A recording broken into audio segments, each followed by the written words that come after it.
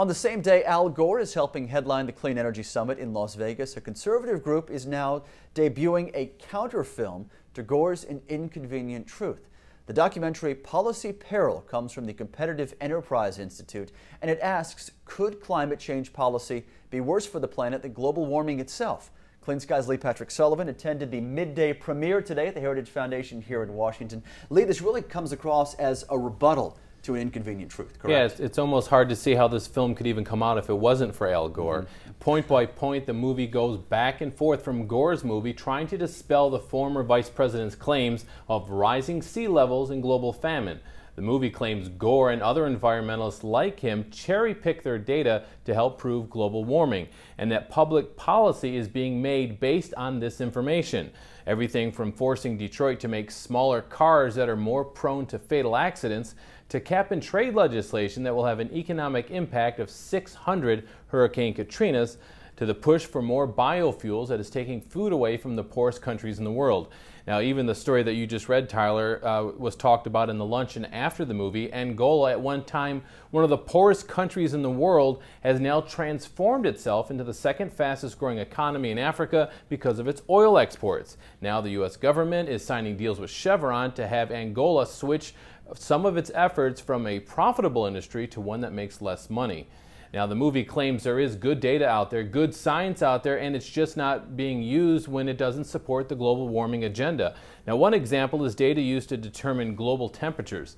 Now, the International Panel on Climate Changes uses ground-based climate monitoring stations when the producer of the movie claims satellite stations are more accurate.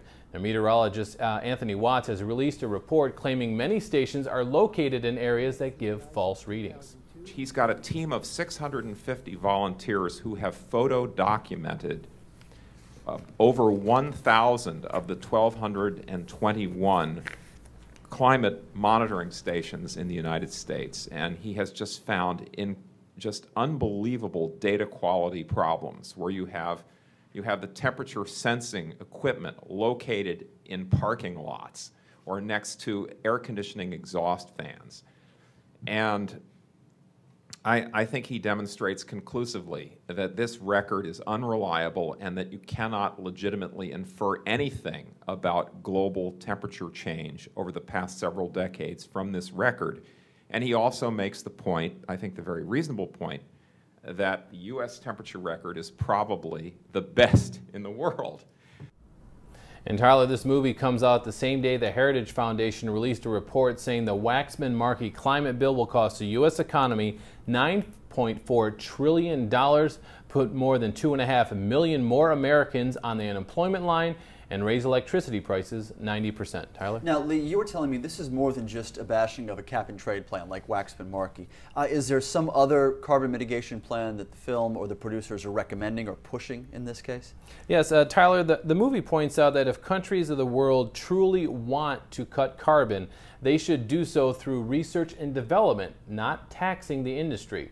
In the film, a global R&D fund would be set up, having all countries put in 0.1% of their GDP into the fund and have that money used to develop CCS technology as well as perfecting renewables so they can compete with fossil fuels. The film claims this would be the quickest and most effective way to wean us off of fossil fuels. Tyler? So still a need for an international agreement then. All right, walking the red carpet today, Lee Patrick Sullivan, thank you very much.